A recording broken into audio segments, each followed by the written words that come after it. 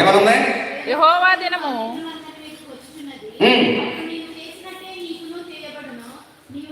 నువ్వేం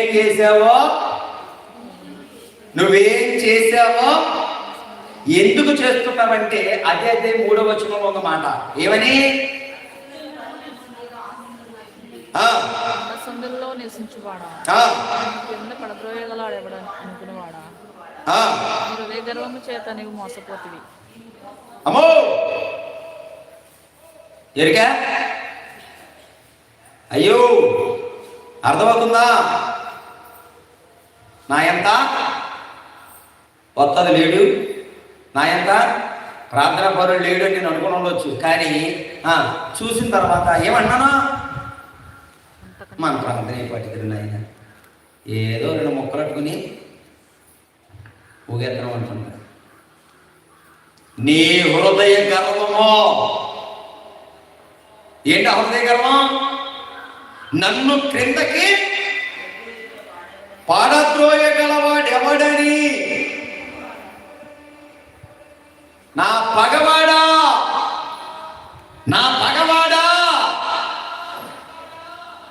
ఏమంటున్నాడు ఆయన? నీవు దేవునికి విరోధమైతివి కనుక, లేదా నీకు నాకు వైరం ఏముంటారు సామె? నీకు నాకు వైరం ఏముంది? దేవుని మాటను వినకపోవడం వల్ల, దేవుని మాట లక్ష్య పెట్టకపోవడం వల్ల, దేవుని మార్గంలో విడిచి తిరగడం వల్ల, దేవుడిలో నువ్వు చేసుకున్న తీర్మానాలన్నిటినీ కూడా నీవు విడిచిపెట్టడం వల్ల దేవుడు నీకు విరోధం అవుతున్నాడు అనుకుంటున్నావేమో. నన్ను క్రింద పడద్రోయ కలిగిన వాడు ఎవడని నువ్వు అనుకుంటున్నావేమో. నీ హృదయ గర్వము చేత నువ్వు మోసపోతున్నావు. చెప్పే మాటకే చేసే పనికి రెండింటికి పొంతన లేదు. రావాలి పొంతన నేను బ్రతకొద్దు, దేవుడి ఉగ్రతను తెచ్చుకోవద్దు. దేవుడిస్తున్నటువంటి నాశనాన్ని మనము బ్రతికుండగానే మన కుటుంబంలో చూచేటువంటి పరిస్థితి తెచ్చుకోవద్దు. భుజాలు తీపొచ్చేస్తాయి మొయ్యలేక,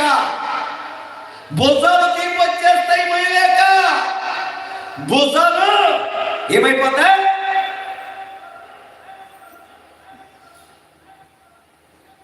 ఆయన అడుగుతున్నారు తీర్మానం చేసుకోండి మిమ్మల్ని, ఆయన అడుగుతున్నాడు బతుకోవాలి మీరు బతుకోండి.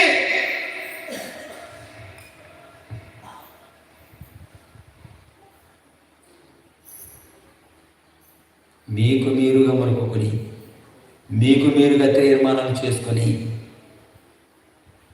దేవుని ఎదుట వాటిని ధిక్కరిస్తే వాటి లెక్క బ్రతికుండగానే అప్పగించాలే.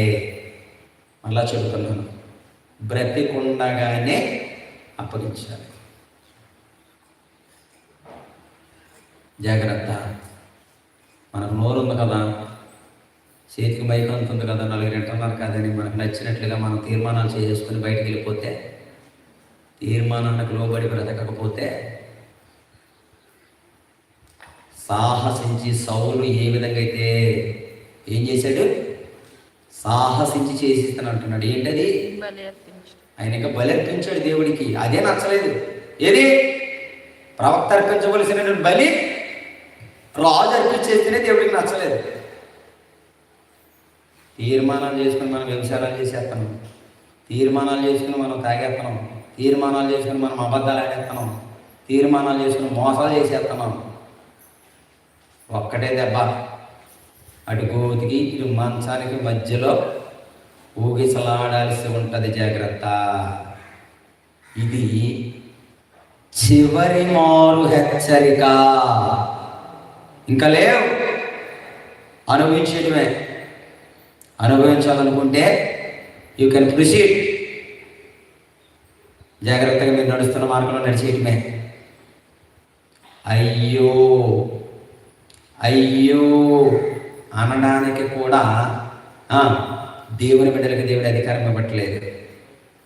దేవుడు పాడు చేసినటువంటి పట్టణాన్ని చూసి అయ్యో అనడానికి కూడా కుదరదు. దేవుడు నాశనం చేసిన మనిషిని చూసి అయ్యో అనడానికి కుదరదు.